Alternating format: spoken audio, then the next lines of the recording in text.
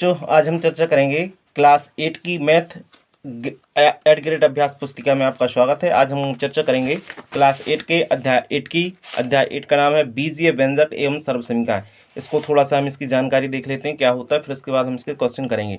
जैसे कि लिखा है, चर और अचर राशियों से मिलकर बीजीय व्यंजक बनाए जाते हैं। बीजीय व्यंजक में आपका क्या हो जाएगा, क्या बनाए जाते हैं, चर और अचर राशियों को मिलाने से बीजीय व्यंजक बनाए जाते हैं। क्या बनाए जाते हैं? बीजीय व्यंजक। ठीक, तो बीजीय व्यंजक जैसे कि 5x का वर्ग धन 2, या फिर इसमें a प्लस बी, ये व्यंजक हैं। ठीक है, 2 या फिर -2xy इत्यादि व्यंजक जो होते हैं इनको पदों से मिलकर बने होते हैं। जो व्यंजक होते हैं किससे मिलकर बने होते हैं? पदों से मिलकर बने होते हैं।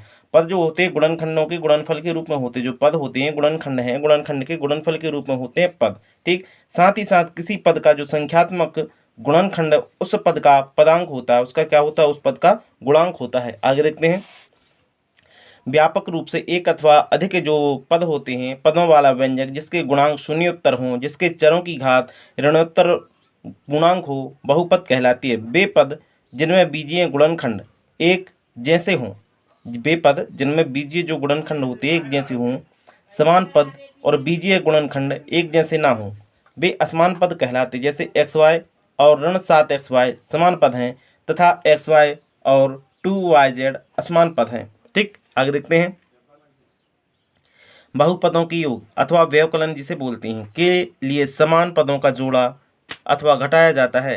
असमान जो पद होते हैं, असमान पदों को वैसे पदों को रहने दिया जाता है।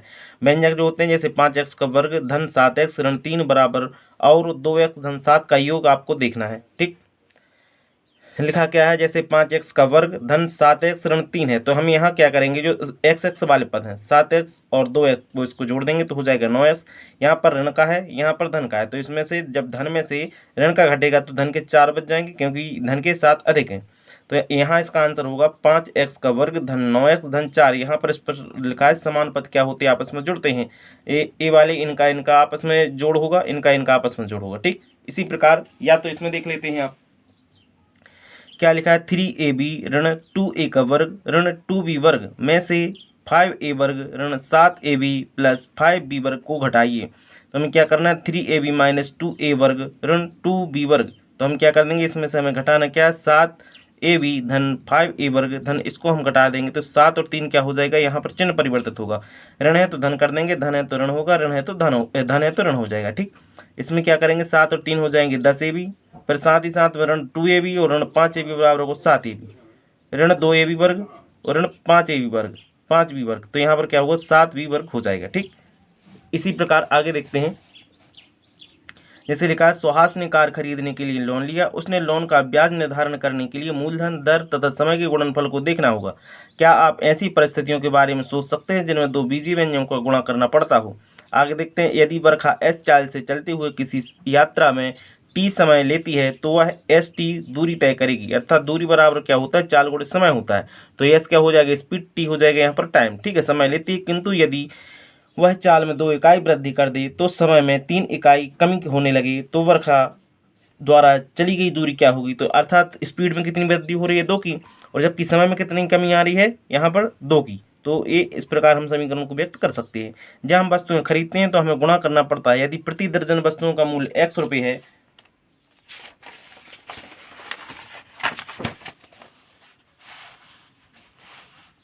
तो मेहमानों के लिए y दर्जन संतरों की आवश्यकता होगी, तो हम इसके लिए क्या कर देंगे, x जो कीमत है उसमें हम y दर्जनों का गुणा कर देते हैं तो हमें यहाँ पर उनका टोटल मूल्य प्राप्त हो जाता है। इस प्रकार आप इनको व्यक्त कर सकते हो। उपयुक्त जैसे एक पदी है, एक पदी को एक पदी से गुणा करने पर हमेशा एक पदी व्यंजक प्राप्त होता है, ये आप अंडरलाइन कर लेना। एक पदी को जब एक पदी से गुणा करने पर हमेशा एक पदी व्यंजक ही प्राप्त होता है। जैसे लिखा 5x वर्ग y गुणित 6xy का वर्ग बराबर क्या होगा, 5 ये लिखा है, 6 ये लिखा है, 5 गुणित 6 हो जाएगा यहाँ पर 30, तो ये लिख दिया 30। x वर्ग है, x वर्ग का जब y में गुणा होगा तो x वर्ग का x में गुणा होगा तो क्या हो जाएगा, x क्यू हो जाएगा। y का गुणा जब y वर्ग में होगा तो क्या हो जाएगा, y पे क्यू हो जाएगा, क्योंकि गुणा करने पर जो घातें होती हैं समान पद होते हैं तो घातें क्या होती है, आपस में जुड़ जाती हैं। ठीक है, ये बात आप ध्यान रखेंगे। आगे देखते हैं, बीजीय जो भाग होते हैं, बीजीय भागों के विभिन्न चरों की घातों को इकट्ठा करने के लिए हमने घातों के नियमों का उपयोग किया। जब हम एक पदी का बहुपदी से गुणा करते हैं तो बहुपद के प्रत्येक पद के साथ एक पदी का गुणा वितरण नियम के माध्यम से करते हैं। जैसे कि लिखा है ए ब्रैकेट बी प्लस सी बराबर हो जाएगा, ए का गुणा जब बी में होगा तो ए भी होगा और ए का गुणा जब सी में होगा तो ए सी होगा। आइए हम आगे समझते हैं। 4p ब्रैकेट में 3p का स्क्वायर प्लस 5p माइनस 7, तो क्या हो जाएगा, इसको हम जब गुणा करेंगे तो 4p जहाँ का तहाँ रहेगा, तो फिर आ जाएगा 3p का square plus 4p into 5p plus 4p into minus 7। तो इसको हम सॉल्व करने के बाद क्या करेंगे, चार अंक बाहर कर देंगे। 3 का गुणा 4 में होगा तो हो जाएगा 12, और p का गुणा जब p स्क्वायर में होगा तो क्या होगा, p क्यूब हो जाएगा। 4 का गुणा 5 में करेंगे तो 20 होगा, और p का गुणा जब p में करेंगे तो p स्क्वायर हो जाएगा। माइनस यहाँ पर 7 चौको 28, 28p यहाँ पर a हो जाएगा। ठीक, आगे देखते हैं। बहुपद का बहुपद से गुणा। आइए हम एक द्विपद को बहुपद से जब गुणा करके देख लेते हैं। लिखा 2x प्लस 5y, यहाँ पर x प्लस 3y। जब हम इनका गुणा करेंगे तो 2x यहाँ पर है, और इसका जब इसमें x प्लस 3y में गुणा होगा तो तब क्या हो जाएगा, प्लस 5y गुणित x प्लस 3y। तो इसको हम गुणा कर देंगे। सॉल्व करने के बाद आपके पास होगा, यानी अर्थात जब हम गुणा करेंगे x और 2x और x का गुणा होगा तो इस पर एक घात है, इस पर भी एक घात है, आपस में घात क्या हो जाती है, जुड़ जाती हैं। तो क्या हो जाएगा, 2x का वर्ग हो जाएगा। साथ ही साथ 2x का जब हम गुणा 3y में करेंगे तो क्या हो जाएगा, यहाँ पर होगा 6xy, क्योंकि यहाँ पर x है यहाँ पर y, तो गुणा होगा तो ये सेम टू सेम यहाँ पर लिख दिए जाएंगे। आगे देखते हैं। जब 5y गुणित x तो क्या होगा 5xy, और यहाँ पर 5y का गुणा जब 3y में होगा तो क्या हो जाएगा 15y का स्क्वायर हो जाएगा, क्योंकि एक घात इस पे एक घात इस पे है। ठीक, आगे देख लेते हैं। इसी प्रकार का एग्जाम्पल ये आप इसको भी सॉल्व कर लेना। ठीक, आगे देख लेते हैं। अब हम आते हैं क्वेश्चन पर। किस पर, क्वेश्चन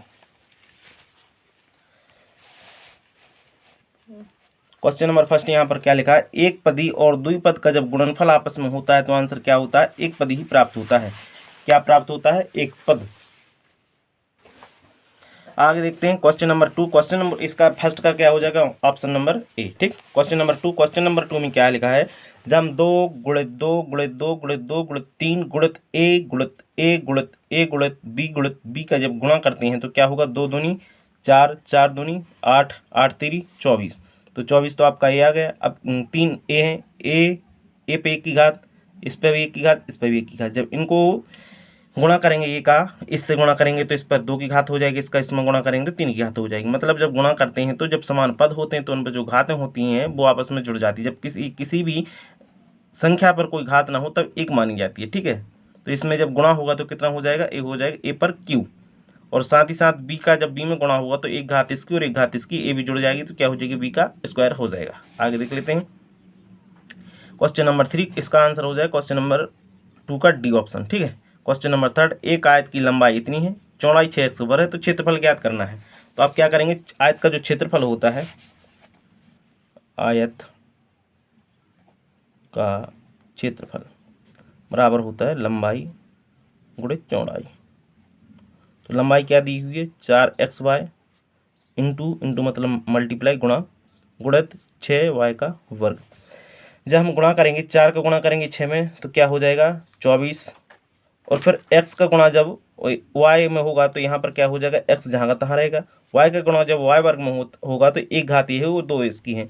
हमने अभी देखा है कि जब गुणा करते हैं तो घातें आपस में क्या हो जाती है, जुड़ जाती है। यहाँ पर भी y है, यहाँ पर भी y, इस पर 1 की घात, इस पर 2 की घात। जब y का गुणा y स्क्वायर में होगा तब क्या हो जाएगा, y पर 3 की घात। तो इसका आंसर होगा 24xy क्यू। तो आंसर हो जाएगा इसका सी, ऑप्शन नंबर सी। इसको आप टिक कर लेना। क्वेश्चन नंबर 4 देखते हैं।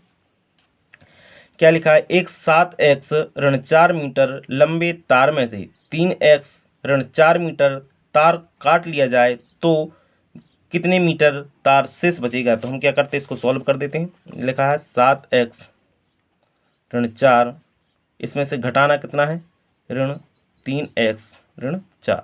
ठीक, तो क्या करेंगे, जहाँ का तहाँ लिख देंगे 7x ऋण 4। अब ऋण का जब गुणा होगा इसमें तो क्या हो जाएगा, ये हो जाएगा ऋण का 3x, ऋण का गुणा ऋण में ऋण 4 में हो तो धन के 4। ठीक, अब यहाँ पर क्या है, ये ऋण का है, ये धन का है, तो ये आपस में क्या हो जाएंगे, कट जाएंगे। अब ये क्या 7x है, ये 3x ऋण का, तो हम क्या करेंगे 7x ऋण 3x बराबर में हो जाएगा आंसर 4x। तो इसका आंसर हो जाएगा क्या आपका, ऑप्शन नंबर डी। तो यहाँ पर टिक कर देंगे ऑप्शन नंबर डी।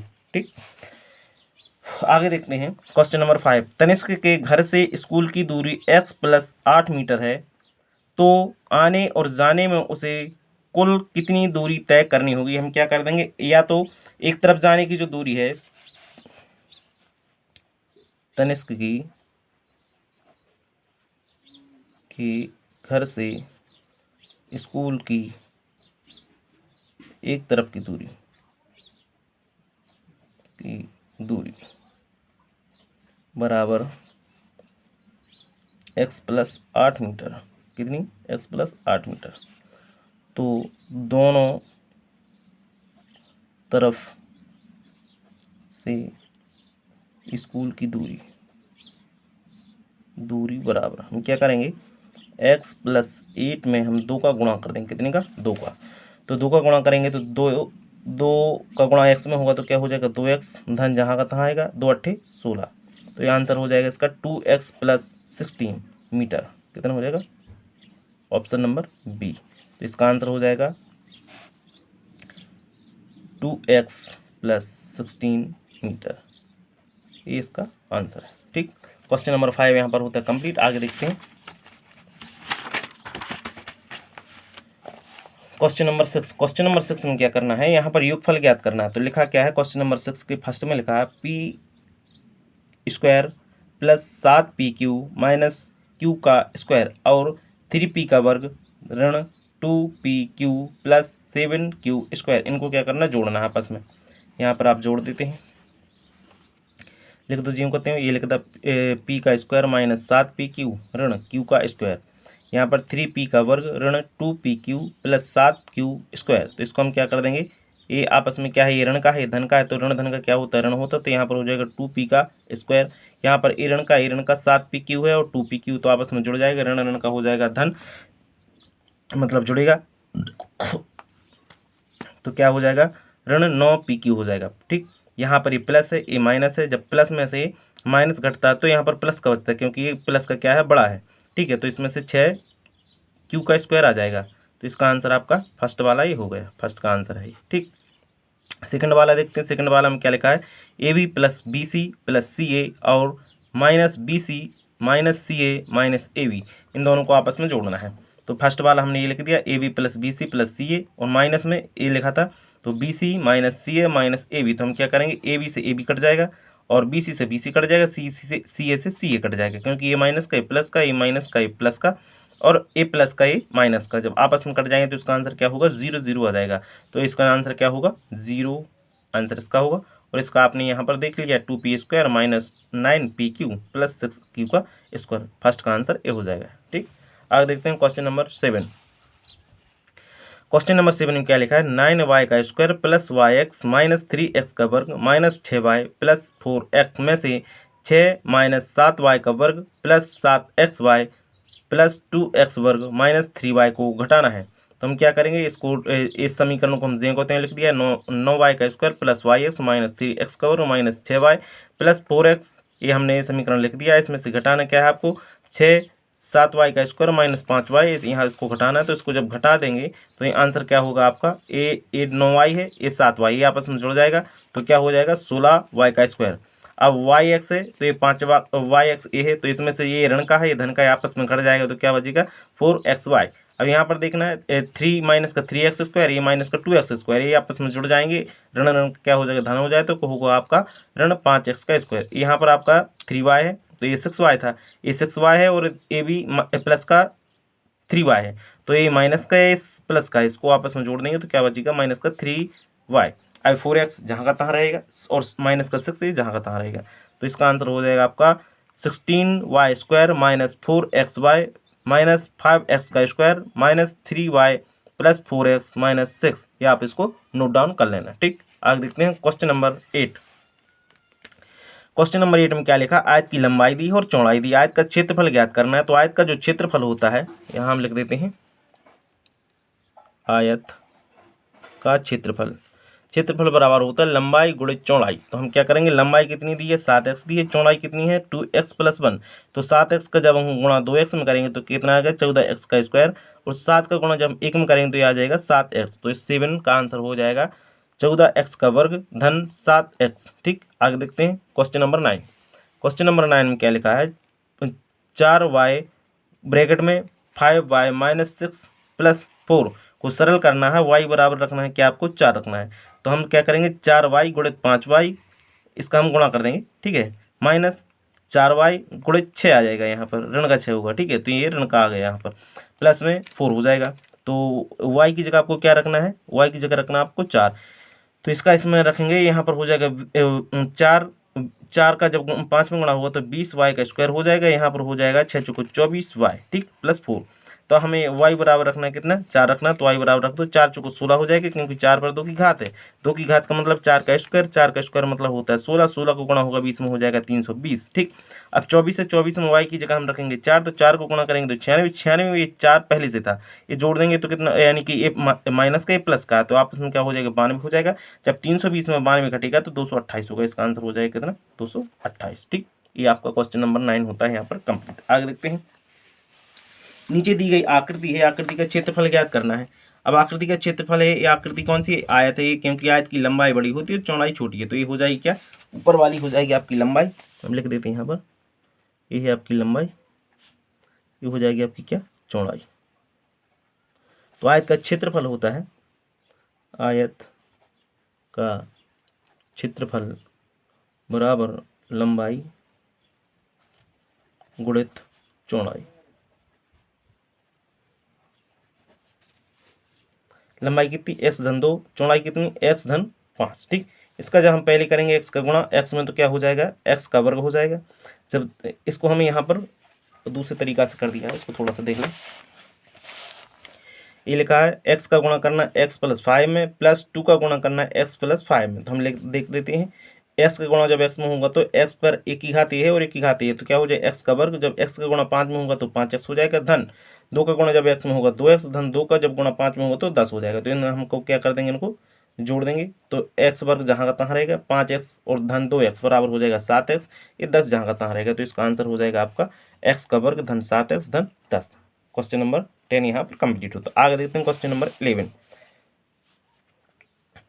निम्नलिखित सारणी आयताकार बॉक्स की लंबाई और चौड़ाई दी गई है और ऊंचाई भी दी गई, प्रत्येक की आयतन ज्ञात करना है। आयतन बराबर क्या होता है,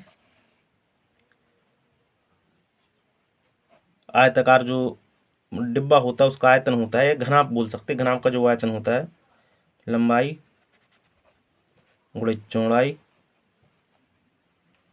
गुणित ऊंचाई, क्या होता है, लंबाई गुणित चौड़ाई गुणित ऊंचाई। तो लंबाई कितनी है 4, चौड़ाई कितनी है 3y, ऊंचाई कितनी है 2z, तो हम गुणा करेंगे 4 3 12, 12 दूनी 24, xyz मतलब 24xyz इसका आंसर हो जाएगा। क्वेश्चन नंबर 2 क्या लिखा है, 2a 5b और 7c, क्या है, लंबाई कितनी है 2a है, चौड़ाई कितनी है 5b है, ऊंचाई कितनी है 7c है। गुणा करेंगे, ये इसका 2 का गुणा करेंगे 5 में तो 10 आएगा, 10 का गुणा करेंगे हम इसमें 7 में तो कितना आएगा, 10 7 70, मतलब 70 abc हो जाएगा इसका, इसमें इसमें गुणा, इसका इसमें गुणा, इसका इसमें गुणा, इसका इसमें गुणा, ठीक है। इसका भी उसी प्रकार गुणा होगा, जब ए पी स्क्वायर का गुणा हम क्यू आर स्क्वायर में करेंगे तो यहाँ पर क्या हो जाएगा, पी का क्यू जहाँ का तहाँ रहेगा, क्योंकि यहाँ पर पी है, ठीक है। पी का गुणा जब इसमें होगा सब में तो क्या हो जाएगा, पी का क्यू हो जाएगा। जब क्यू स्क्वायर का गुणा होगा तो ये क्यू है तो क्यू का क्यू हो जाएगा, और आर का गुणा जब इसमें होगा तो आर क्यू हो जाएगा, ठीक। इसका आंसर हो जाएगा आपका ए वाला। क्वेश्चन नंबर 4, इसमें क्या लिखा है 3i² m, तो इसको इससे गुणा करना है, इससे गुणा करना है, तो इसका आंसर हो जाएगा ए वाला, क्योंकि गुणा करने पर घातें क्या होती हैं, जुड़ती हैं। क्वेश्चन नंबर 5, क्वेश्चन नंबर 5 का जब x से x में गुणा होगा तो घातें क्या होती हैं, जुड़ती हैं, तो यहाँ पर x का स्क्वायर हो जाएगा, y का गुणा y में होगा तो y स्क्वायर हो जाएगा, z का गुणा जब z में होगा तो z स्क्वायर हो जाएगा। इसका आंसर हो जाएगा -x² y² और z², ये आपका आंसर हो जाएगा, ठीक। आगे देखते हैं क्वेश्चन नंबर 12। क्वेश्चन नंबर 12 में लिखा है वर्ग का परिमाप 8a² b² है, तो वर्ग का क्षेत्रफल ज्ञात कीजिए। तो पहले तो हमें ये ज्ञात करना है इसकी भुजा, तो वर्ग का परिमाप क्या होता है, वर्ग का परिमाप होता है 4 गुणित 1 भुजा की लंबाई, ठीक। तो यहाँ पर वर्ग का जो परिमाप है 8a² प्लस b है, तो यहाँ पर हम 4 गुणित भुजा की लंबाई, तो 4 का हम भाग देंगे तो इसमें क्या हो जाएगी, भुजा हो जाएगी 2a² b², ये क्या भुजा है।